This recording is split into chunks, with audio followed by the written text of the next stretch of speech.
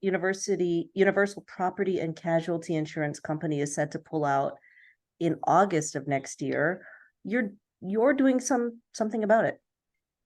Yes, Diane, there's been a lot of calls from my community regarding insurance. A lot of people are concerned of how they're going to be able to keep their homes because they can't afford the raise in premiums.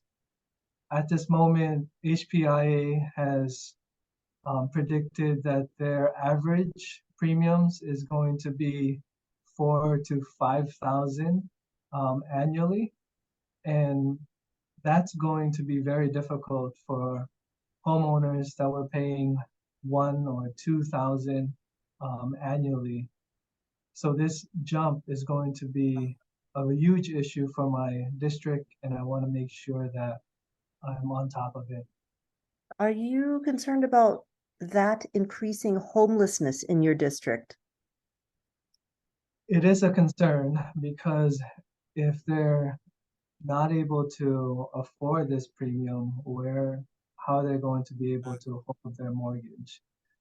For those who are not aware, the state does not require insurance.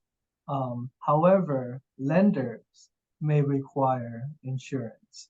So those homeowners who has a mortgage and will need to have insurance to keep that mortgage, they will need to figure out how to pay that additional grants. And these are individuals who are looking for financing to afford a home. So they're not really, they don't have much disposable income in the first place. So it's going to be difficult for them to hold on to their mortgage, which means it's going to be difficult for them to hold on to their homes. Gosh, can you please sum up the options that you are considering that you had listed, those 4 options on your website? Yes. So looking into this issue, it started in July and now it's November. And I came across several solutions. The first solution is what my constituents want.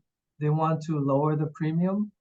And for that to happen, there has to be a direct infuse of government subsidy to make that happen, which means the low insured properties will have to subsidize the high insured properties. And finding where to get that money is going to be very difficult. So that's the first option. The second option is trying to modernize the last resort insurance, which is HPIA, Hawaii Property Insurance Association. And the reason why we need to modernize it is because they are currently working with an outdated system. And if we're able to make HPIA more efficient, we might be able to lower the cost on those premiums. I don't think it's going to be significant, and this approach is more long-term instead of short-term.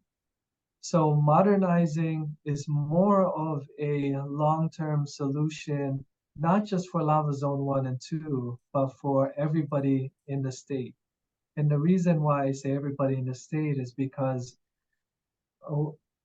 what happened with Maui affects the insurance industry and the market as well. And if private insurers decide not to insure the west sides of the islands because of high risk of wildfire, where are those residents are going to find insurance? The only available insurance company that's going to be taking them is HPIA.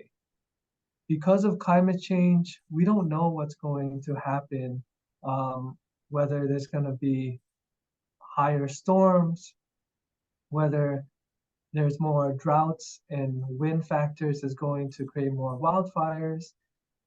If we don't modernize HPIA, and make sure that it's stable in the long run, we don't have certainty in the future of an insurance company being able to take on those policies. Okay. Another option you were thinking about was creating an alert, letting people know when their insurance company plans to bail out. But I mean, really, how could they possibly make alternate plans if, you know, how does that help?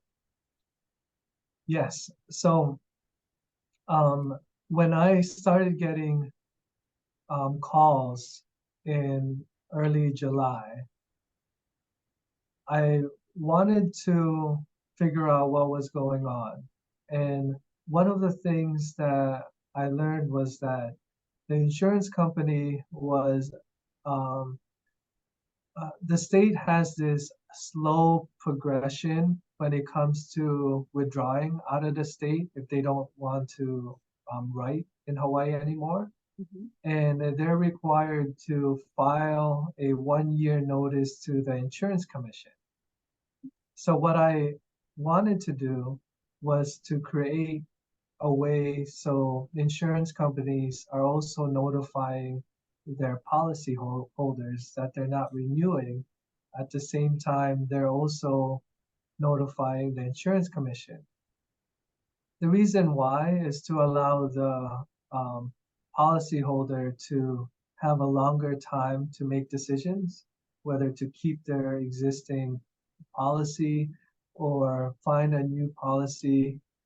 And with this situation, there's no other insurance company giving a writing policy, so it's going to be harder to find another policy to jump onto. So it works well to be notified early if there's other companies who are writing policy, but in this situation, it doesn't give much of an option when HPIA is the only option for insurance. Yeah. I think I'm going to voice over the rest of the information because this is like so much already to squish in with a different soundbite. But I guess just to close, I just want to ask you to describe how dire does the situation feel to you?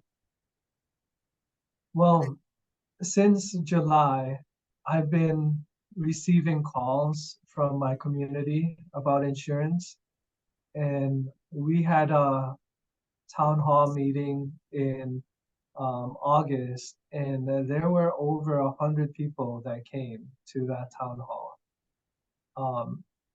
I'm having 12 town halls in November, ending of November and early of December. And I expect a lot of people voting for insurance for me to be working on the insurance issue. So I think it's going to be a very important issue.